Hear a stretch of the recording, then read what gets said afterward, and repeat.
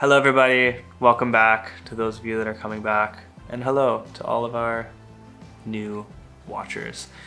I'm Nick, obviously, this is Rachel. Today we are going to be doing a video on house sitting, as you can probably tell by the title of the video.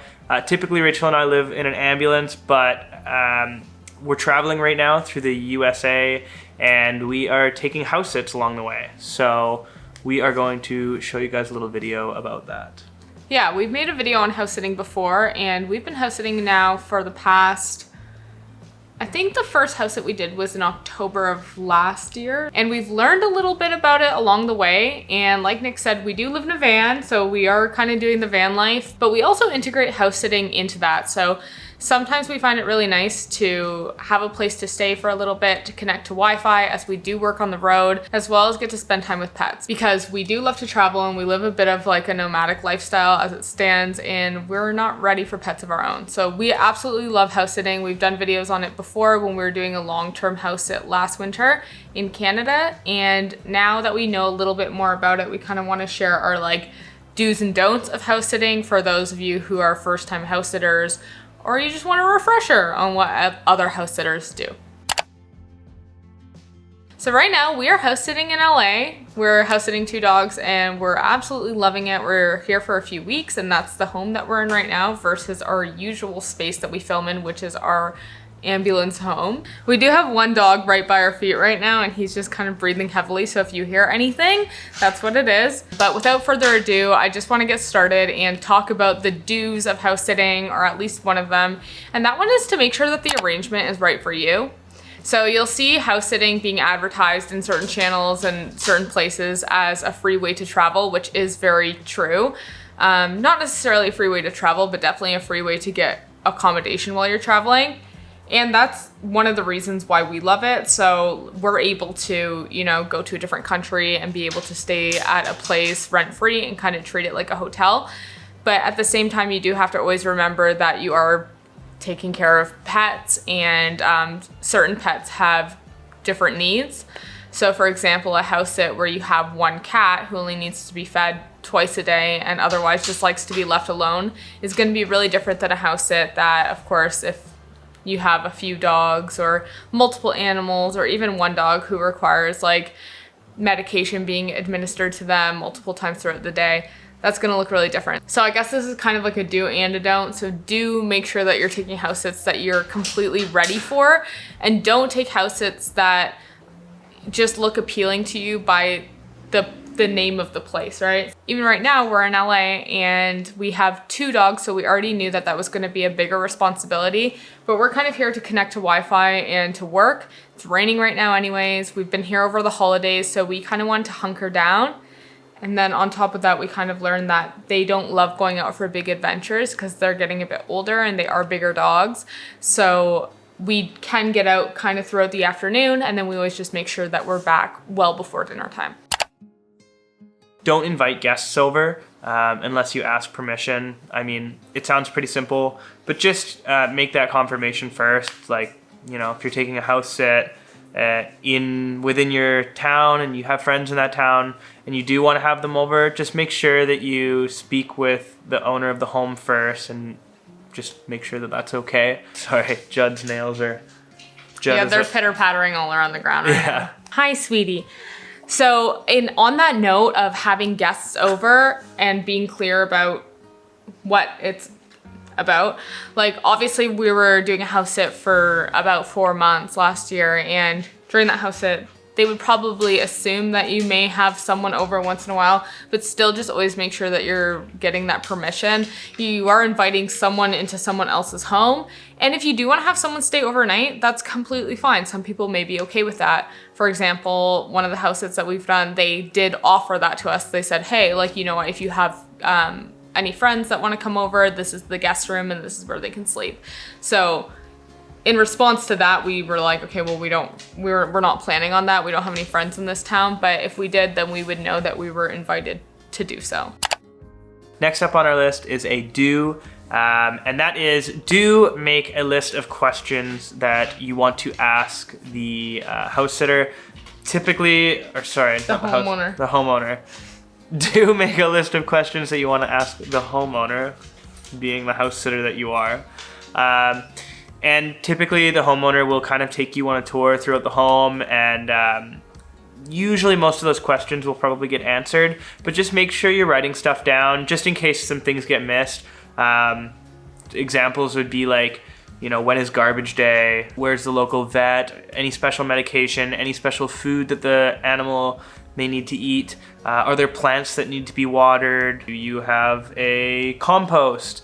What can I recycle? Things like that. So if you're not familiar, just make a little list of questions to ask. It can't hurt, and you just want to make sure that you're doing things properly. And just before we move on, if you use a website like Trusted House Sitters, it is there's no like exchange of payment in this service. So if you come into somebody's home, you can't expect to just like, you know, eat their food or drink their beer or anything like that. If they offer it, that's great, but that's not really a part of the deal.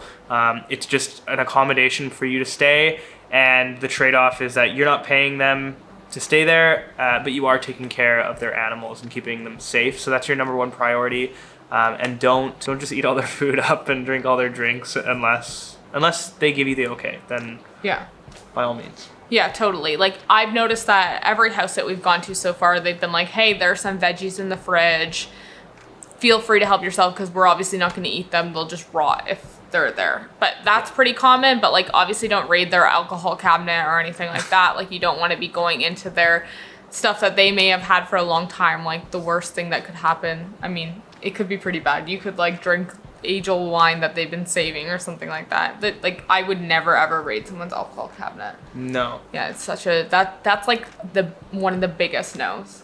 It is raining, so sorry if the noise has changed a little bit. This house that we're sitting is absolutely gorgeous. It's so beautiful, but there are like these big skylights, which are so nice during the day.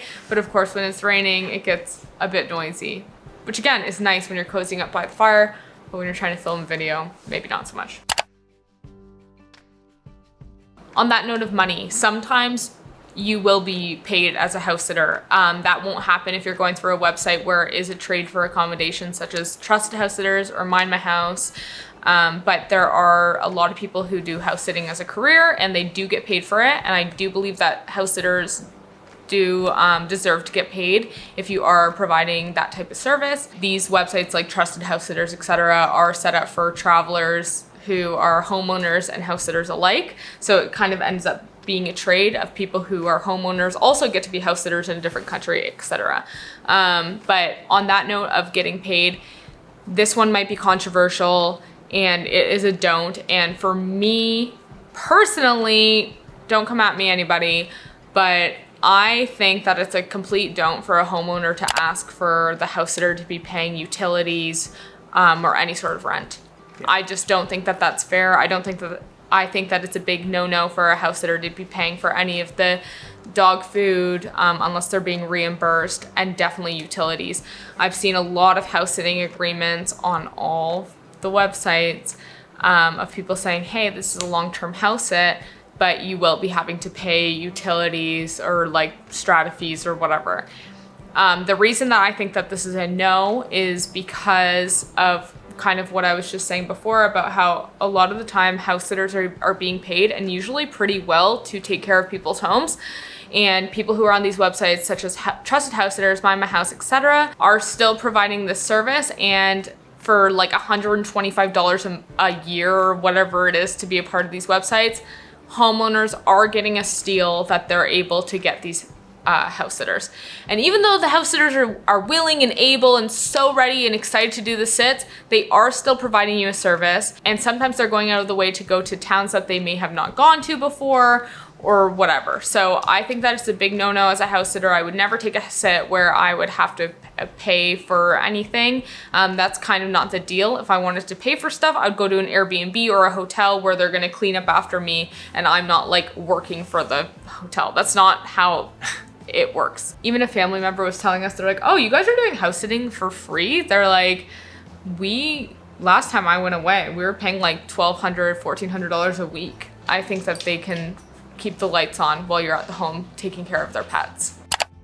Next up on our do list is to make sure that you are keeping the house clean at all times, or to the best of your ability. I mean, if you cook a big meal or something and you want to clean it the next day, that's fine, obviously, but you want to make sure that you're treating somebody else's home with respect, the same respect that you would want to have in your own home. You never know when a homeowner is going to have to come home.